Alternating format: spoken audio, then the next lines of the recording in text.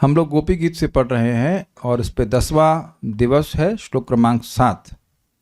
तो पिछले श्लोक में गोपियों ने प्रार्थना करी है कि अपने सुंदर मुख का दर्शन कराइए। श्लोक क्या था? व्रज जनार्तिहन वीरयोषिताम निज जनास्मय ध्वंसनास्मिता भज सखे भवत् किंकरी स्मनो जलरूहाननम चारुदर्शया। व्रज जनों की आरती अर्थात दुख को नाश करने वाले हे वीर, हे श्री कृष्ण, योषिताम हम स्त्रियों के, जो कि निजजन आपकी स्वयं की लोग हैं, उनके स्मय अर्थात गर्व से उदित मान को आपका स्मित ध्वंसन, आपका जो मंद मुस्कान है वह नष्ट कर देती है। यानी कि कहने का आशय यह है, आप अगर ये सोच रहे हैं कि हमारा मान हो गया था और इस कारण से आपको तिरोहित करना जरूरी था ताकि हम लोग नम्र हो जाएं, तो वह करने की जरूरत नहीं है। आपकी मुस्कान ही हमारे मान को नष्ट कर देती। अब सामने आ जाइए। फिर कह रही है भज सखे भवत, भज हमारी सेवा करिए। और फिर कह रही है भवत किंकरी, हम आपकी दासी हैं। तो भगवान कह रहे दासियों की सेवा होती है? कहते हाँ, लेकिन आप सखा भी हैं। सखे यानी सखा भाव अर्थात सख्य भाव, आपकी गर्ल फ्रेंड हैं, गर्ल फ्रेंड है, उस भाव में आकर हमारी सेवा कीजिए। क्या सेवा चाहती हैं? तो कह रहे हैं जलरुहाननम चारु दर्शन, अपने मुख कमल को, जलरुहा मतलब कमल और आनंद मतलब मुख, और चारु का मतलब सुंदर, अपने सुंदर मुख का दर्शन दीजिए। तो पहला वाला क्या प्रार्थना थी? सर पर हाथ रखिए। अब बड़ा इंटरेस्टिंग बात है, वो अब आगे आने वाला है, लेकिन वो हम बता दे रहे हैं, हमसे रहा नहीं जा रहा। सर पर हाथ ही रख दीजिए। अत्यंत दीनतावश वो कह रही है कि केवल सर पे हाथ रख दीजिए। और बड़ी सुंदर बात आचार्यों ने समझाई है, उसको मैं समझाता हूं। यार 35 को देखेंगे,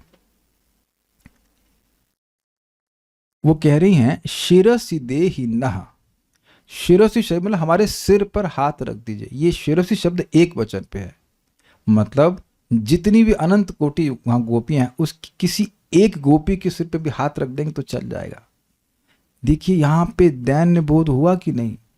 अरे कुछ तो कृपा कीजिए। ये अभी आज 7वें में आप टीका में पढ़ेंगे, जीव गोस्वामी इस बात को समझाते हैं। कुछ तो कृपा कीजिए भाई। एक के सिर पे हाथ रखेंगे तो बाकी लोगों के नजर में तो आएंगे। लेकिन अब बड़ा इंटरेस्टिंग टर्न अराउंड हो रहा है। दैन्य तो था उनका, लेकिन अब 7वें में उनका लोभ जागृत हो गया है। जो व्यक्ति दीन होता है तो सोचता है अरे थोड़ा सा तो, जैसे आप लोग के मन में कभी आए भगवान प्रेम ने कम से कम निष्ठा तो दे दीजिए। कभी किसी ने प्रार्थना करी? निष्ठा समझते हैं, फिक्सिडनेस इन भक्ति। और प्रेम भगवान आप अगले जन्म में कभी दे देना, कोई बात नहीं, अनर्थ निवृत्ति तो क्रॉस करा दीजिए। आप वैसे कोई प्रार्थना किया है ऐसा? हम तो ऑलमोस्ट रोज ही करते हैं, अनर्थ निवृत्ति तो पार करा दीजिए। We feel so humble, no struggling so much, we are also struggling here. तो कुछ समझ रहे हैं? अब यहां कह रहे हैं कुचेशु शब्द अर्थात वक्षस्थलों पर।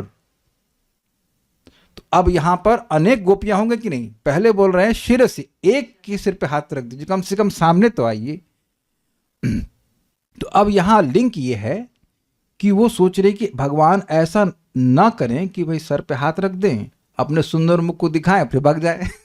तो कहते हैं ना, अब उनका लोभ जागृत हो गया है और लोभ में व्यक्ति अधिक अधिक चाहता है। The mood has changed. सब लोग समझ पा रहे हैं इस बात को? 5वें श्लोक में अत्यंत दैन्य पूर्वक वह सोच रही हैं कि बस किसी के एक के सर पे हाथ रख दीजिए, हो जाएगा। और यहां कह रहे हैं कि हमारे वक्षस्थलों पर आप अपने चरण कमल रखिए। तो अब यहां पर लोभ हो गया कि नहीं सभी के? बोलिए क्या बोल रही? मुझे लोभ तो तब होता है जब हमें कोई एक वस्तु प्राप्त हो जाती है, फिर और चीजों का लोभ जागृत होता है। तो क्या इनको भगवान से अनुमोदन मिल गया? अनुमोदन नहीं मिला, लेकिन लोभ जागृत हो गया। अनुमोदन नहीं मिला है, भगवान कहां बात कर रहे हैं कुछ। तो ये श्लोक है, तो पहले इसको गा लेते हैं। प्रणत देहिनां पापकर्षणं तृणचरानुगं श्रीनिकेतनम्। प्रणत देहिनां अजय कृष्ण प्रभु, अच्छा बाप, अच्छा बाप, क्या रासलीला में नहीं थे?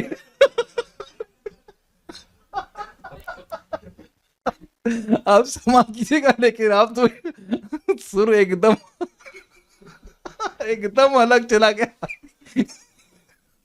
थोड़ा बुरा नहीं मान, थोड़ा मिला के तेरा नीचे से। अरे यार सीरियस गाना था, अब हंसा दिया, कुछ नहीं। Okay okay okay, will be serious boy. थोड़ा सा मिला के गाइए, बोलिए, फिर से बोलिए। प्रणत, बोलिए। प्रणत देहिनां पापकर्षणं तृणचरानुगं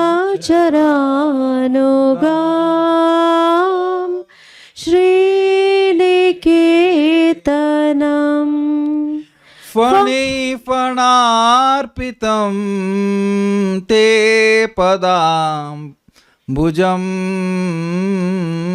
कृणु कुचेषु नः कृन्धिरेच्छयम्। फणिफणार्पितं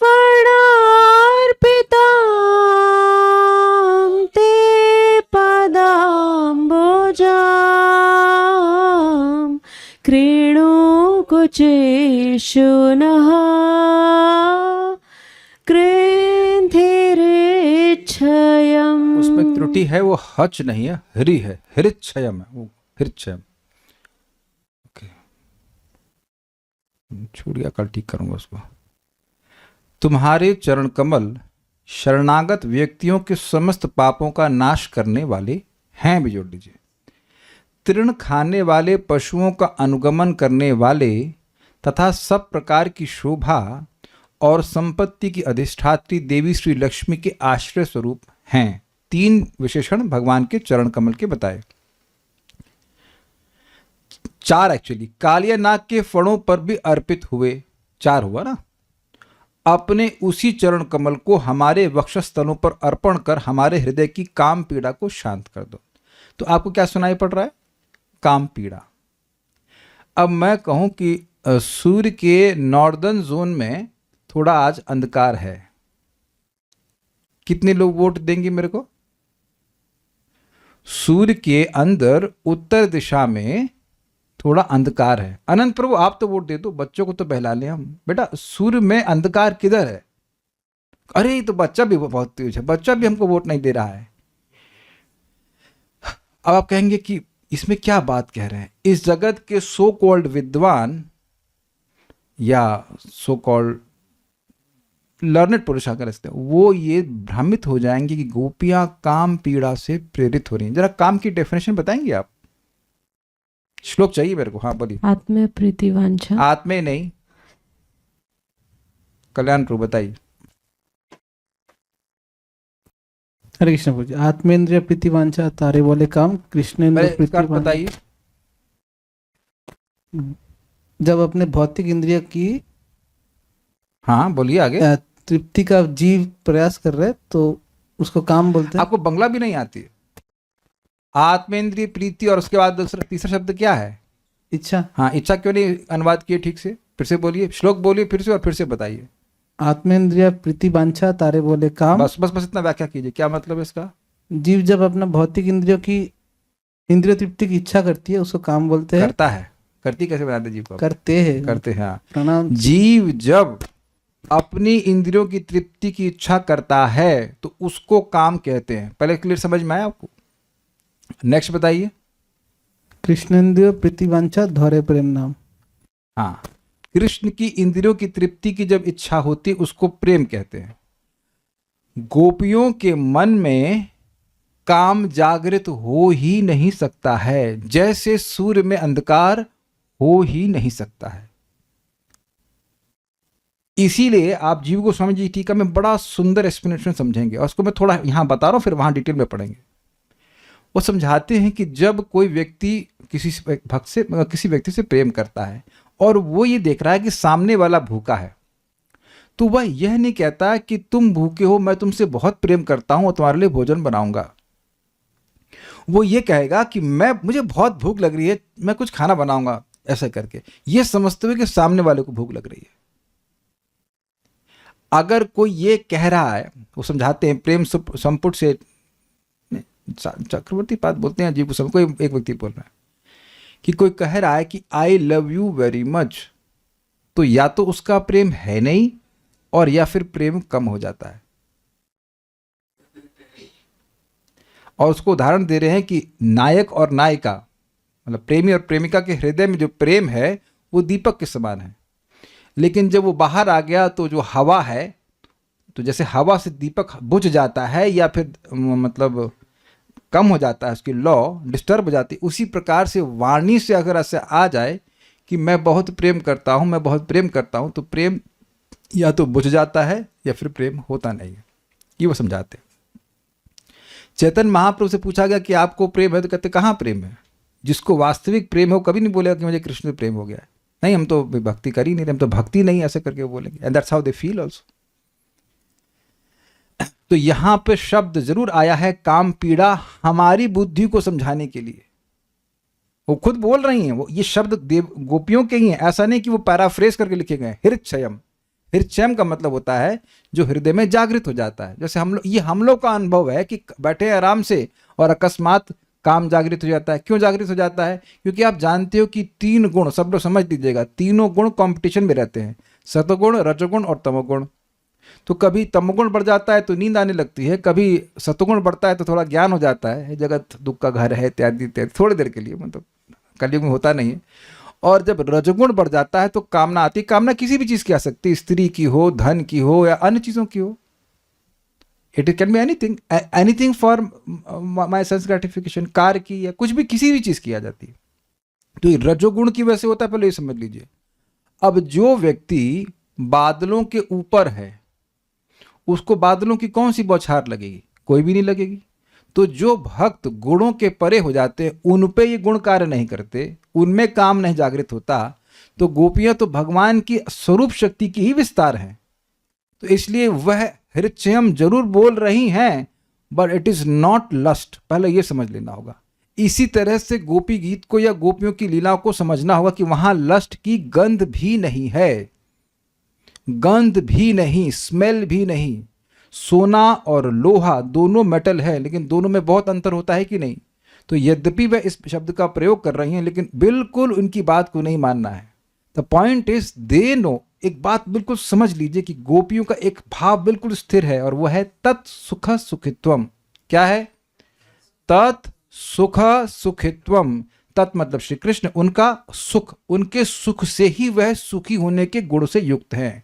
दे don't become happy by trying to be happy themself. हो भी नहीं सकता कोई व्यक्ति, उनके मन में ये इच्छा ही नहीं आती है कि हम सुखी हों। यद्यपि इस श्लोक से और अन्य श्लोकों से यही लग रहा है कि गोपियां चाहती हैं कि उनका दुख की निवृत्ति हो, है कि नहीं?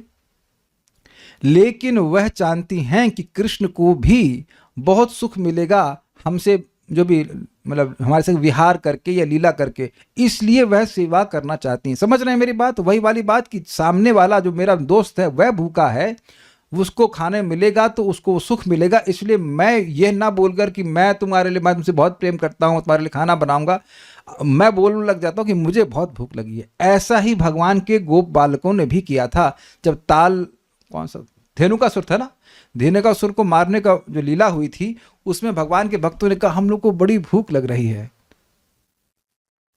हाँ, नहीं वो भूख नहीं लग रही, कह रहे हैं कि यहीं पास में ताल का वन है, वहाँ बड़े सुंदर सुंदर फल लगे हैं, चल, लेकिन हम लोग खा नहीं सकते क्योंकि वहाँ पे धेनुकासुर है। तो वहाँ यह मतलब बोल रहे हैं कि हमको इच्छा हो रही है, जबकि उनको भी इच्छा नहीं, उनकी इच्छा ये कि कृष्ण जा करके उसका आस्वादन करें। और एक और भी जगह था, भूल रहे हैं, एक और भी जगह था।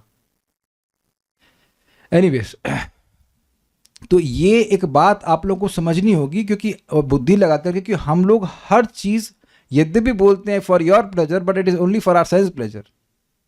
ये प्रोग्रामिंग है ना, that is all called conditioning. तो इसलिए पहले क्लियर कर लेना होगा कि ये काम पीड़ा आदि इनको सता सकती ही नहीं है। ये केवल भगवान को सुखी करने की वासना ही है। वासना मतलब इच्छा है, कृष्ण को ही सुखी करना चाहती हैं। तो अब हम अन्वय को देखते हैं। ते पदाम्बुजम, आपके चरण कमल, प्रणत देहि नाम, शरणागत प्राणियों के, जो उनके चरणों की शरण में आते हैं उनके, पाप कर्षणम, पापों को नष्ट करने वाले हैं, जोड़ लीजिएगा।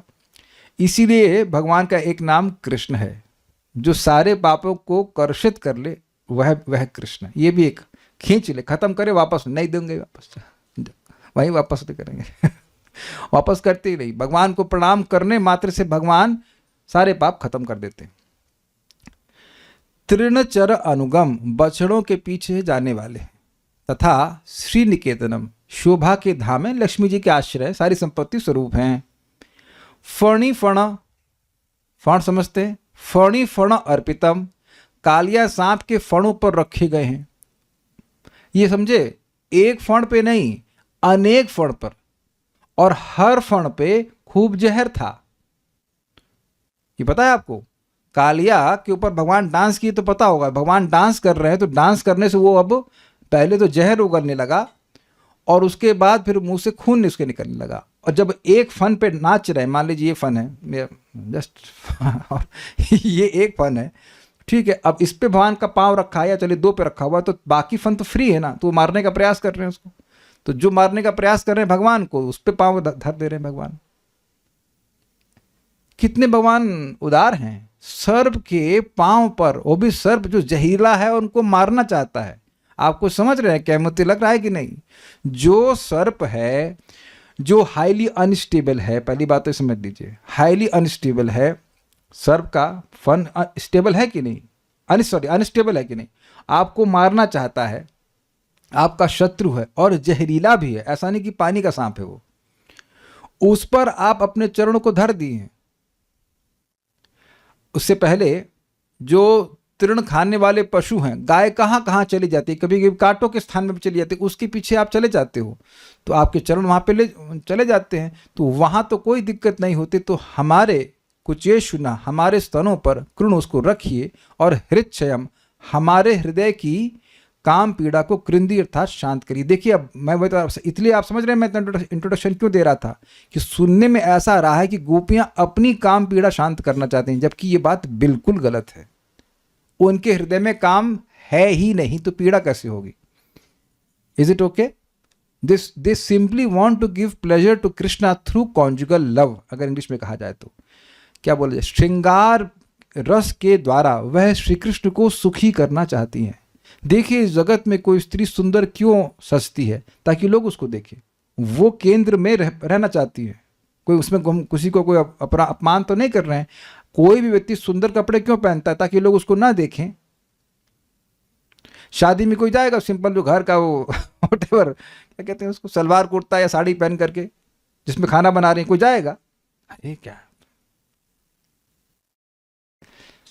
तो है ना कुछ। हम जब अच्छा कपड़ा पहनते हैं और जो श्रृंगार करते हैं, जो कोई भी करते होंगे, तो उसका उद्देश्य है कि लोग आपको देखें, ना कि दूसरे को देखें। लेकिन गोपियां जब श्रृंगार करती तो क्या उद्देश्य है? कृष्ण देखें और कृष्ण सुखी हो जाएं। There is no other purpose except that, there is no other desire except that. भाई नहीं तो ये बताइए कि जो सन्यासी शिरोमणि है स्वयं चैतन्य महाप्रभु, वो क्यों बोल रहे हैं, उनका मत क्यों है कि राम्या काचित उपासना व्रज बधु वर्गीन या कल्पिता। देखिए हम ये सब बात इसलिए कह रहे हैं कि इन सभी बातों को, गोपियों की जो लीला है, सब कुछ को जो श्रद्धा से सुनता है, उसके हृदय की काम पीड़ा समाप्त हो जाती है। जो इन श्लोकों को सुनता है उसके काम समाप्त हो जाती है, लेकिन श्रद्धा से सुनता है। श्रद्धा मतलब भगवत बुद्धि, विश्वास की ये भगवान की लीला है, ये परम पवित्र है, तो उसके हृदय की काम वासना समाप्त हो जाती है। अब इसका क्या मतलब है? इसका मतलब यह है कि जिसके हृदय में काम वासना नहीं है, वही इस सब लीलाओं को सुनने का अधिकारी है। वरुण प्रभु, आप हाँ बोलने का पेमेंट लेते हैं यहाँ पे? भाई श्रुति फल क्या है? जो व्यक्ति श्रद्धा पूर्वक, योग्यता श्रद्धा की है, तो श्रद्धा पूर्वक इन गोपियों की लीलाओं का श्रवण करता है, उसकी काम वासना समाप्त हो जाती है। ये योग्यता नहीं कि जिनकी काम वासना समाप्त हो गई वह लीला को सुने। आप लोगों को जब भी कोई लगे कि बात असंगत है और विरोधपूर्ण है तो बता दीजिएगा। इसलिए यह सोचना कि काम वासना जिसके हृदय में है उसको ये गोपियों की लीला सुननी ही नहीं चाहिए, ये बात गलत है। एटलीस्ट सुखदेव गोस्वामी की तरह गलत है, बाकी जिसका जो मत हो।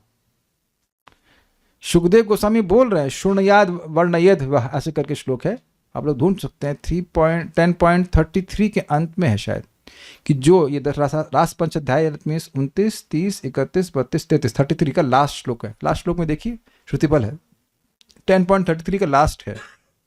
जो कोई भी, यह लिखा है, जो कोई भी व्यक्ति इन गोपियों की लीलाओं को श्रद्धा से सुनेगा, अर्थात ये कोई भौतिक वार्तालाप नहीं है, तो उसके हृदय का काम समाप्त हो जाएगा। आप समझ रहे हो कि मैं इस पॉइंट पे क्यों जोर दे रहा हूं, ताकि कोई डाउट नहीं रहे कि ये सब चीजें हमको जो हम सुन रहे हैं ये हमको पवित्र करने वाला है या नहीं है।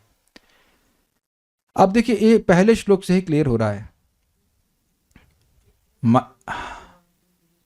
बात पढ़ते हैं अब इसको, नंबर बता दीजिएगा। अरे नंबर बताइए। ओके 10.33.39 इसको आप देख लीजिएगा, हम लोग अब आगे पढ़ते हैं। प्रणत देहि नाम पाप कर्षणम, जो आपके चरणों में शरण में आता है, प्रणत प्रणाम करता है, ये शरण में आता है, उसके पापों को खींच लेते हैं। ये भगवान का गुण है कि नहीं विशेष? ये किसी इंसान का गुण है? ठीक है, इससे भगवान के चरणों की परम शोधिकत्व, शोधन करने की क्षमता को सूचित हो रही है। केवल प्रणाम करने से किसी के पाप को खींच ले, ये कुछ अद्भुत अचिंत्य शक्ति नहीं दिख रही है आपको? फर्स्ट। फिर तृणचरानुगम, तृणचर जो तृण को खाते हैं उनके पीछे चलते हैं आप। अनुगम आपके चरण, ये चरणों की विशेषता है। देखिए शब्द सब जो है ये इस तरह से चल रहा है, रामम राम को, तो प्रणत देहिनाम पाप कर्षणम, आपके चरणों को जो कि प्रणाम करने वाले के सारे पाप को नष्ट कर देते हैं, उनको। तृणचरानुगम जो जानवरों के, गायों आदियों के पीछे चलने वाले उनको, समझ में आ रहा है, राम को। उसी तरह से श्री निकेतनम जो लक्ष्मी जी के घर हैं उनको। फणी फनार्पितम जो कालिया सर्प के फन के ऊपर अर्पित किए गए ना, अर्पित मीन्स स्वयं अर्पित। कालिया नहीं मांग रहा था कालिया नहीं कह रहा था कि हमारे किसी फन पे प्लीज अर्पित कर दीजिए, आप खुद ही चढ़ बैठे थे उस पर। होता ना, आप लोग अर्पित करते हो ना, सो फ्रॉम यू इंग्लिश में कहेंगे यूजिंग योर ओन वॉल्यूशन, आप अपनी स्वयं स्वेच्छा को यूज करके भगवान कुछ अर्पण करते हैं। तो वहां तो कालिया मांग ही नहीं रहा, तो आप चढ़ पाए उसके ऊपर, उसके सारे फन के ऊपर। ते और ये सब गुण किसके हैं? पदाम्बुज आपके चरण कमल के। तो वेदवादिनी बताइए इसमें भगवान के चरण कमल के कितने गुण हैं? कितने गुण गिन रही हैं आप? 4 है प्रभु जी। 4। पहला कौन सा गुण है? शरणागत प्राणियों के पापों को नष्ट करते हैं। Very good. प्रणत देहि नाम पाप कर्षणम, ये एक गुण है। दूसरा जो पशु तृण खाते हैं, हाँ, उनके आश्रय है। आश्रय नहीं है, तृणचरा अनुगम, पीछे चलते हैं, उनके पीछे चलते हैं। मतलब जब भाई वहां पे वैसा नहीं था कि गाय सब उधर खा रही हैं, लड़ावनी बोलते हैं, लड़ावनी में खा रही हैं, ऐसा नहीं। वो जंगल जाती थी तो वो चरती थी, तो उनके पीछे पीछे चल रहे हैं। और शोभा के आश्रय है। अरे श्लोक नहीं दिख रहा है? श्री निकेतनम लक्ष्मी जी के आश्रय, लक्ष्मी की आश्रय। और फणी फणार्पितम कालिया के फनों पर आपने अर्पित किए। ये 4 गुण आपके चरण कमल के पे हैं। ऐसे चरण कमल को कृणु कुचेशुना, कृणु मतलब अर्पित कीजिए हमारे स्तनों पर। नह कृंद हृचम, क्यों? तो कह रहे हमारे जो हृच्छय, हृच्छय का मतलब होता है जो हृदय में सो रहा होता है और कभी कभी जग जाता है, इसे कहते हैं काम। उसको आप कृंदी अर्थात नष्ट कीजिए। लेकिन अब आप समझ रहे हैं कि यहाँ पे काम का अर्थ क्या है। काम का अर्थ वह नहीं जो हम सोच रहे हैं। तो ये फोटो में बिल्कुल स्पष्ट हो रहा है, लक्ष्मी जी भी दिख रही हैं, गोपियां प्रार्थना कर रही हैं और ये कह रहे हैं कि जब आप कालिया के फनों पर अपने चरणों को, चरण कमल को अर्पित कर सकते हैं, तो हमारे वक्षस्थल पर रखने में क्या कठिनाई है। भावार्थ दीपिका किसी प्रकार का विचार या पक्षपात न कर शरण में आए हुए व्यक्तियों के पापों का नाश करने वाले। मतलब बड़ा अच्छा बात यहाँ बोल रहे हैं कि जो कोई भी व्यक्ति आपके चरण कमलों में प्रणाम करता है उसकी कोई विशेषता नहीं देखते। अच्छा, इसके पापों को मैं इसलिए नष्ट करूंगा क्योंकि ये ब्राह्मण है, इसके पापों को मैं इसलिए नष्ट करूंगा कि ये बीटेक करके आया है। अरे नहीं नहीं नहीं, बीटेक का ज्ञान इसने नष्ट नहीं किया, ये तो खेती करता, इसलिए पापों को नष्ट करूंगा। यानी कि क्या गुण उनके चरण कमल का बता रही, बताइए? सम है। आप किसी के अपराध या निरपराध को नहीं देखते हैं, इसलिए अगर आप आगे सब बताया जाएगा, इस बात पे डेवलप किया जाएगा कि हम यह मान भी लें कि हम अपराधी हैं, फिर भी आपके चरण तो सम है ना। आप ऐसा तो नहीं कि कोई व्यक्ति अपराधी है तो भगवान के चरण कमल में प्रणाम नहीं कर सकता है। अपितु श्रीमन चैतन्य महाप्रभु ने संन्यास क्यों लिया? क्योंकि जो गृहस्थ आश्रम में थे तो उनके ही शिष्य उनके प्रति अपराध कर रहे थे, तो उन्हें कहा कि ये लोग मुझे मनुष्य मान रहे हैं, अपना टीचर मान रहे हैं, गृहस्थ मान रहे हैं और मेरे प्रति अपराध करके और निम्न जा रहे हैं, तो मैं संन्यास लूंगा। महाप्रभु कह रहे हैं ताकि सन्यासी मानकर मुझे प्रणाम करके इनके अपराध नष्ट हों। तो जो अपराधी हैं उन पर भी भगवान कृपा करते हैं, उनके भी अपराध नष्ट करने के बारे में सोचते हैं। कहीं आपने शास्त्र में ऐसा पढ़ा है कि कोई व्यक्ति भगवान को प्रणाम नहीं कर सकता है? एनीवन? अभी तक आप जितनी भी क्लासेस सुने, कहीं किसी प्रवचन में आप दिखा दीजिए कि कोई व्यक्ति भगवान को प्रणाम नहीं कर सकता है। ऐसा कोई हुआ है आज तक? यानी कि भगवान के चरण आश्रय देने में, सहायता देने में कोई भी अपेक्षा नहीं करते। एनीवन, कोई भी भगवान के चरणों की आश्रय ले सकता है, बल्कि नहीं लेना अपराध है। ठीक है? तो यानी इससे हमने एक चीज सीखी, जो भगवान के चरणों को चाहता है उसके चरण, क्षमा कीजिएगा, भगवान के चरण उसको रिजेक्ट नहीं करते हैं, इसलिए उनको लोभ हो गया। अब समझ में आया कि लोभ कैसे हो गया? मैंने आपको बताया यहाँ पे शुरुआत में क्लास में कि गोपियों को लोभ हो रहा है, इसलिए सभी चाह रही, पहले तो चाह रही थी कि भगवान के हाथ हमारे सर पे हो, एक व्यक्ति के ऊपर चढ़ जाए, हाथ रख जाए, लेकिन अब वो चाह रही कि सभी के वक्षस्थल पर चरण हो। तो क्यों? क्योंकि भगवान के चरण किसी को भी रिजेक्ट नहीं करते हैं। Is it clear? तो किसी प्रकार का विचार या पक्षपात न कर शरण में आए हुए व्यक्तियों के पापों का नाश करने वाले। यानी कि अगर आप यह सोच भी रहे हैं कि हमने अपराध किया है तो आपके चरण हमारे अपराध को नष्ट कर देंगे। हम आपके चरणों की शरण में आए हैं। ठीक है? कृपा के वशीभूत होकर तृण का भक्षण करने वाले, पशुओं का भी अनुगमन करने वाले। तो एक बड़ी मजेदार आपने बात देखी कि चरण सभी को शरण देते हैं। दूसरा बोल रहे हैं कि चरण अत्यंत कृपालु हैं। क्यों कृपालु हैं? देखिए, तृणचर जो पशु है, गाय ही कह लीजिए, भगवान भैंस, आई एम नॉट श्योर, कुछ है भैंस, बकरी नहीं, आप नहीं बोल रहे हो, लेकिन हमने सुना है कि कुछ भैंस भी हैं, may be, but I am not sure कि भगवान के पास, श्योर, बिकॉज भगवान भैंस का बीगुल बजाते हैं, वो ब्लैक करके सुबह जब निकलते हैं गायों को लेकर, तो गाय के जो सींग होता है उससे उनका एक बीगुल समझते हैं, ऐसे गोल सा होता है, तो उसको बजाते हैं। आपने फोटो देखा होगा, कृष्ण बलराम छोटे से हैं, वो दौड़ रहे हैं गोलोक में, यमुना जी बह रही हैं और वो बीगुल बजा रहे हैं। I love that photo, this is so inviting. है? अरे भाई, हम फोटो का स्मरण कर रहे हैं, तो ये भी हैं, तो भैंस होगी तभी तो भैंस का बीगुल बजेगा ना। तो भैंस भी रखते होंगे, लेकिन हम बात यहाँ पे कर रहे हैं कि कोई भी तृण का भक्षण करने वाला पशु, उसका गुण क्या है? जहां हरी घास दिखेगी वो वहां जाएगा। Do you agree? सिंपल है, इसमें क्या बात है?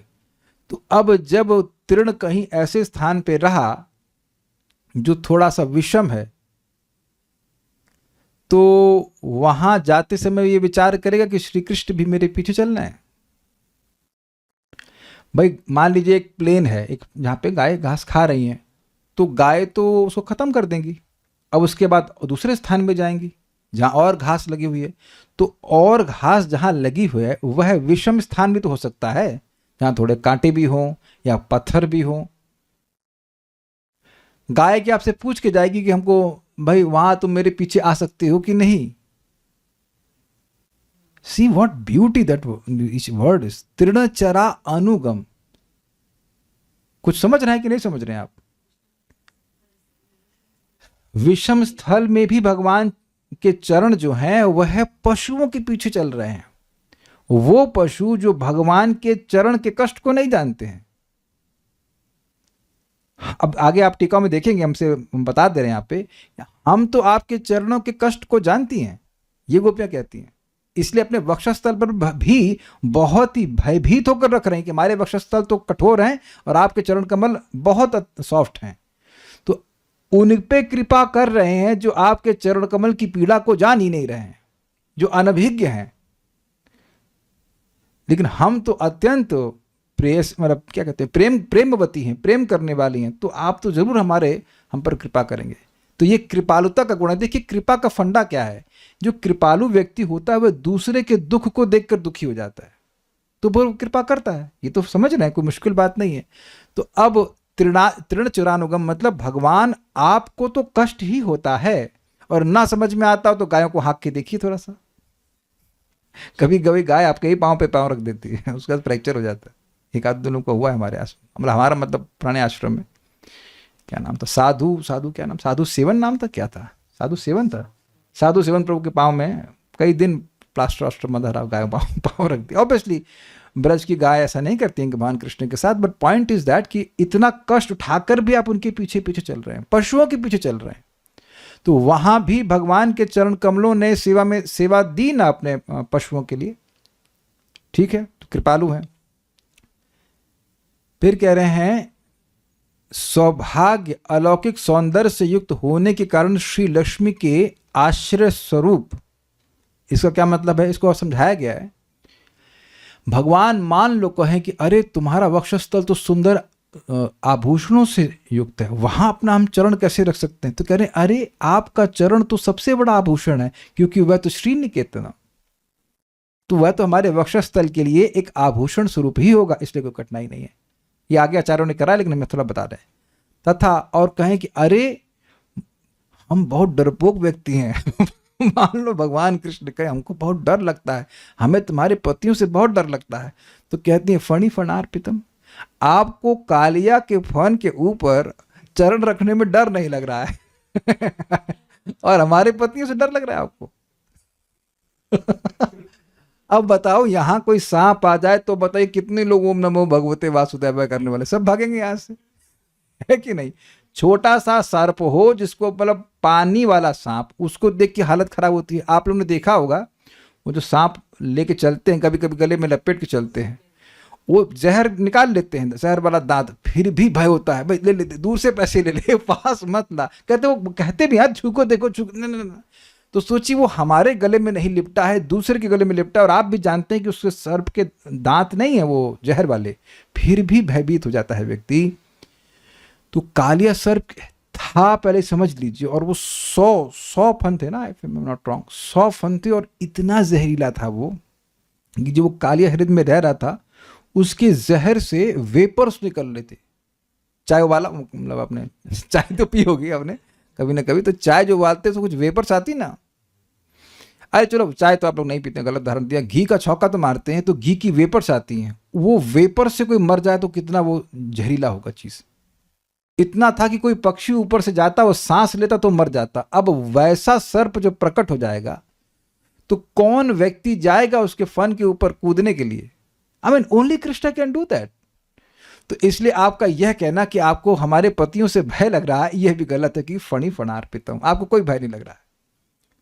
तथा अत्यधिक बलशाली होने के कारण तुम्हारे जो चरण कमल कालिया नाग के फणों के ऊपर अर्पित हुए थे, अपने उसी चरण कमल को हमारे वक्षस्थलों पर अर्पण करो। यदि श्री कृष्ण कहें किस लिए करें, तो इसका उत्तर देते हुए गोपियां कह रही हैं हमारे हृदय के काम को छेदन अर्थात शांत करने के लिए। देखिए बात सिंपल यही है, इसको क्लियर समझ लीजिए कि गोपियों का क्या कामना है, श्री कृष्ण की प्रेममयी सेवा करने के लिए। वो जो कुछ भी चाह रही हैं that will only please Krishna. मैं एक एग्जाम्पल आपको देता हूं, बड़ा सुंदर, आपको समझ में आ जाएगा। श्रीला प्रभुपाद प्रवचन कर रहे थे और एक बहुत सुंदर स्त्री आई, और ऑब्वियसली कोई भी सुंदर स्त्री आती है तो लोगों की आंखें उसको देखती हैं, और प्रभुपाद प्रवचन कर रहे हैं और उसको देख रहे हैं ऐसे, और सब लोग देख रहे हैं कि प्रभुपाद जी की आंखें उसको फॉलो कर रही हैं, जैसे वो आकर के क्लास में बैठ रही है। You can visualise that, is very easy. कोई भी होता है, जनरली आंखों की टेंडेंसी होती है कि कुछ कोई मूविंग ऑब्जेक्ट होता है तो उसको देखते हैं। आप प्रभुपाद जी के जप समाधि में जाइए जप करने के लिए, तो आप जाओगे परिक्रमा करने के लिए तो लोग देखेंगे जरूर आपको उसको। It's not that you are some special fellow, but just आंखें देखती हैं, और उस पर भी कोई सुंदर हो, अति सुंदर स्त्री थी। तो प्रभुपाद, एवरी वाज एस्टोनिश्ड कि प्रभुपाद जी क्या कर रहे हैं, प्रवचन बोलते जा रहे हैं, लेकिन देख रहे हैं कि वो ऐसे करके बैठ गई यहाँ पे।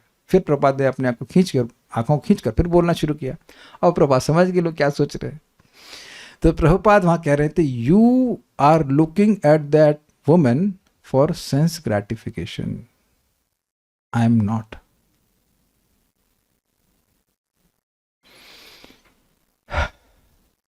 अब ये अमेजिंग बात है कि जो व्यक्ति काम से पीड़ित है वो नहीं समझ पाएगा, लेकिन आप प्रैक्टिकल देख लो।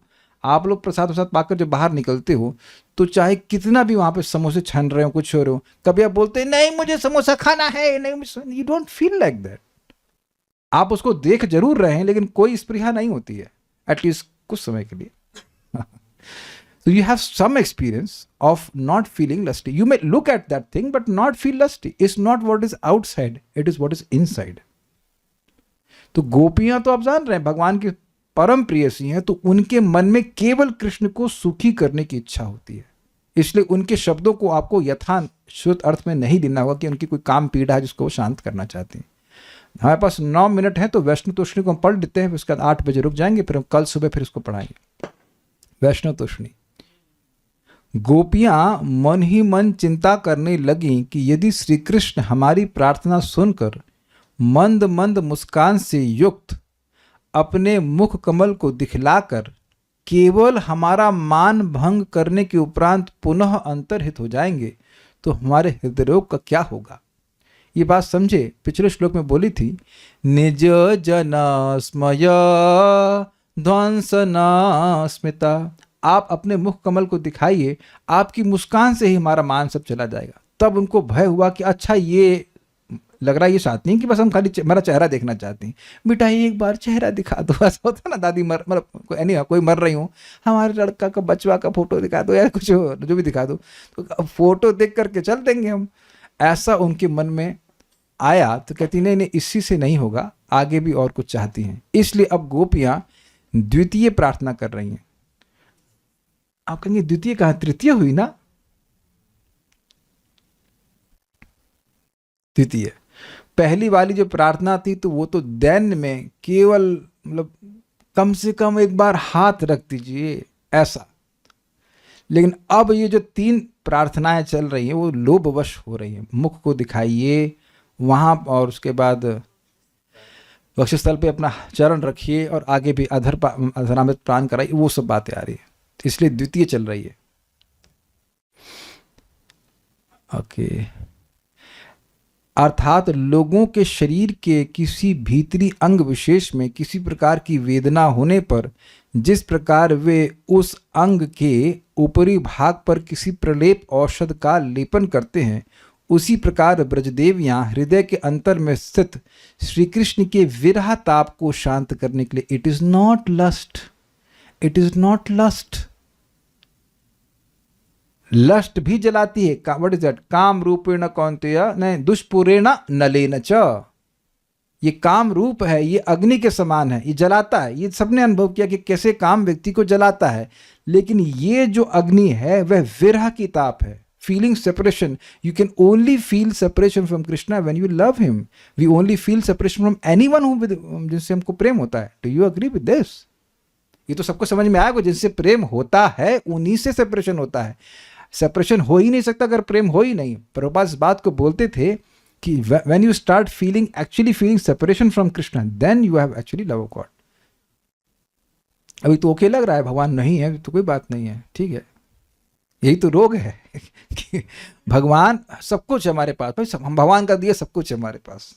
भगवान नहीं है उससे कोई दिक्कत नहीं, भगवान का दिया वो सब कुछ है। कह दीजिए कि आपने शब्द नहीं सुना है, सब भगवान का दिया सब कुछ है, भगवान नहीं है उससे कोई मतलब नहीं। समझ आई बात? लेकिन यहाँ उल्टा है, भगवान का दिया है उससे कोई मतलब नहीं, भगवान होने चाहिए। तो ये अच्छा क्लियर हो गया कि ये जो ताप था उनके हृदय का वो लस्ट था नहीं, वह विरह ताप था, उसको वो शांत करना चाहती थी। तो हृदय के अंतर में स्थित श्री कृष्ण के विरह ताप को शांत करने के अभिप्राय से सर्वप्रथम हृदय के बाहर प्रलेप औषधि की भांति ही श्री कृष्ण के अंग संग की प्राप्ति के लिए प्रार्थना करते हुए प्रणत इत्यादि श्लोक द्वारा दीनतावशता उनके चरण मात्र के ही संग की प्रार्थना। कुछ गड़बड़ हो रहा है, कुछ गड़बड़ हुआ, कुछ गड़बड़ हुआ ना।